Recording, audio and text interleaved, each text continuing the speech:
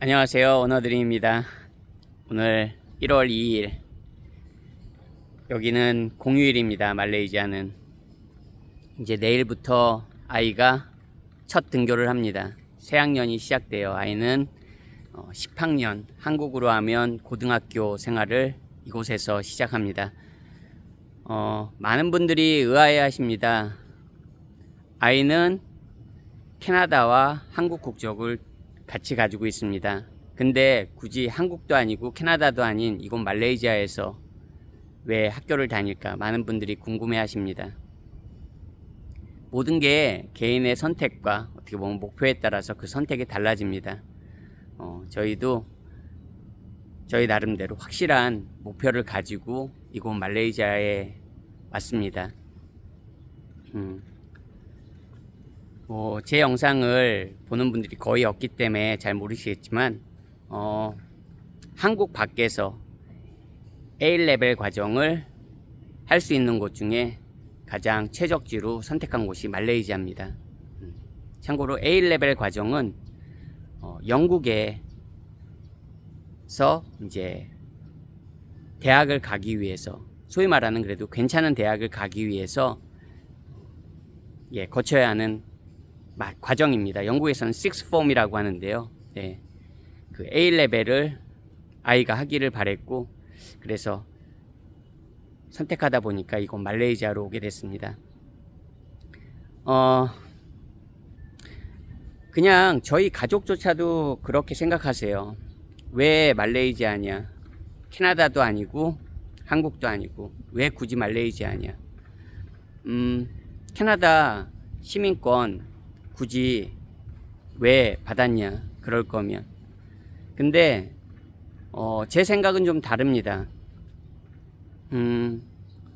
제가 캐나다 시민권자가 되면서 제 아이도 시민권자가 된 거죠. 그걸로 끝나는 건 아닙니다.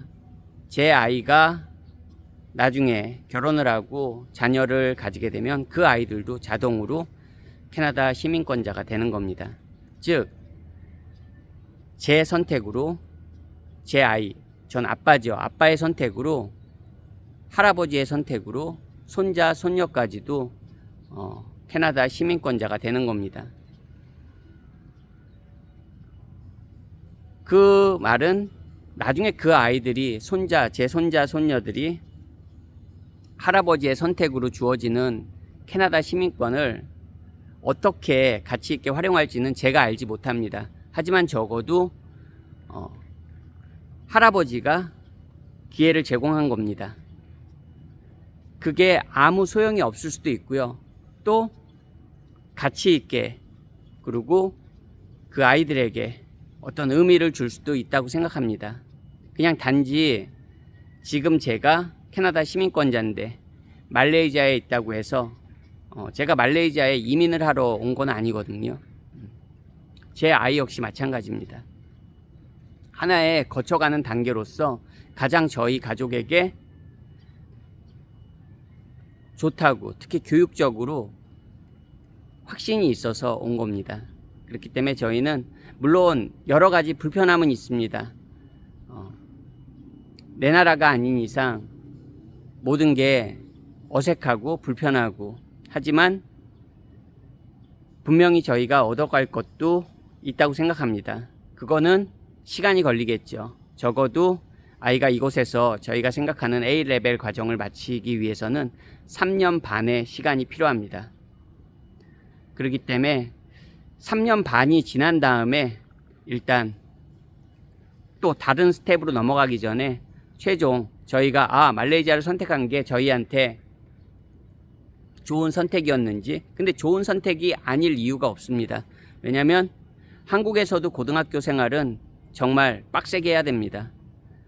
캐나다에 저희가 가지 않은 이유는, 캐나다는 학업적으로 그렇게 열심히 공부하는 학생들이 많다고는 할 수 없습니다. 물론 지역과 학교에 따라서 캐나다도 많이 달라집니다. 하지만 일반 그냥 퍼블릭 스쿨 기준으로 했을 때, 또 저희가 캐나다에 가서 살아야 될 곳의 그런 퍼블릭 스쿨을 고려했을 때 아이는 열심히 할지 모르지만 그 환경이 공부를 아주 막 열심히 하는 그런 환경들은 아닙니다. 그러면 공부가 꼭 그렇게 중요하냐?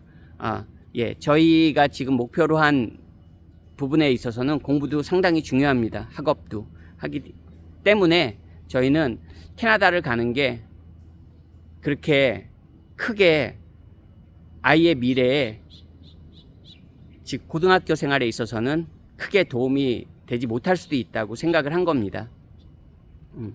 적어도 이곳 말레이시아에서는 공부는 열심히 할 것 같습니다.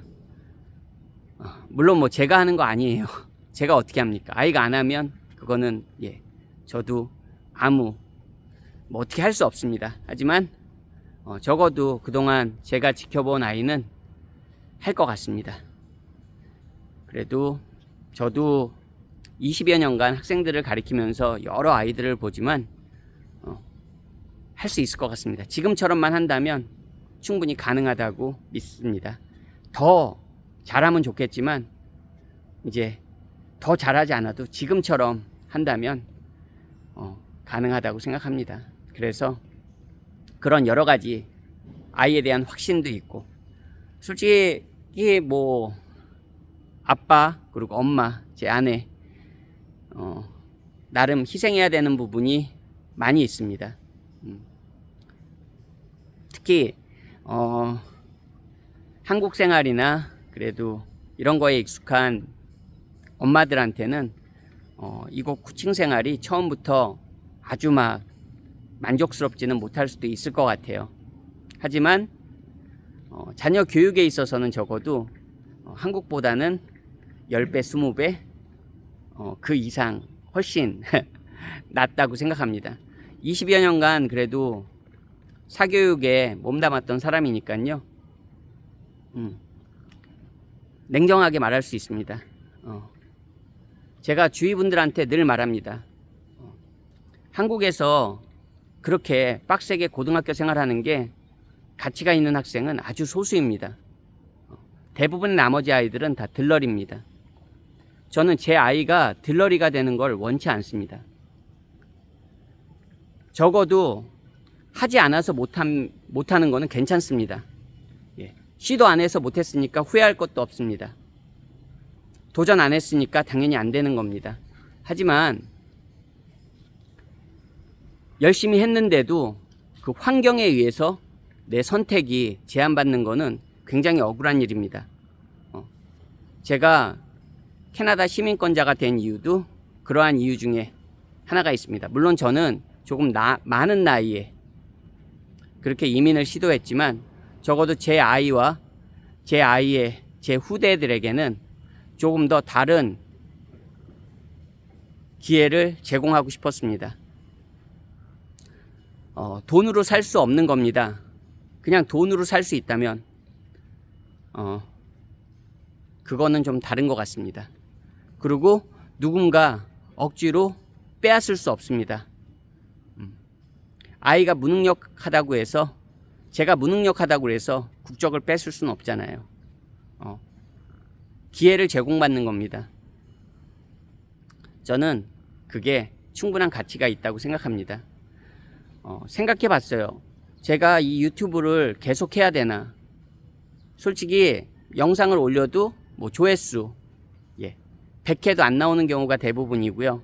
보시는 분들도 굉장히 제한적입니다. 그리고 그 분들 중에서도 공감을 해주시고 하시는 분들도 계시겠지만 소수는 대부분이 그냥 제 영상을 클릭했다 바로 그냥 영상을 멈추는 분들이 많은 것 같습니다. 하지만 제가 이렇게 계속해서 이야기하는 이유는 나중에 언젠가 제 아이가 그리고 제 손자 손녀들이 제 생각을 한 번쯤은 들어봤으면 하는 마음입니다. 요즘 시대가 좋아져서 이런 메시지를 남길 수 있다는 거 굉장히 의미 있는 것 같습니다. 여러 가지 생각이 들었어요. 그래서 예, 그냥 제 개인적인 생각을 한번 이야기해 봤습니다. 올 한 해 모두 다 계획하시는 일들, 예, 잘 이루어지기를, 예, 저도 바라겠습니다. 오늘 영상도 시청해 주셔서 감사합니다. 안녕히 계세요.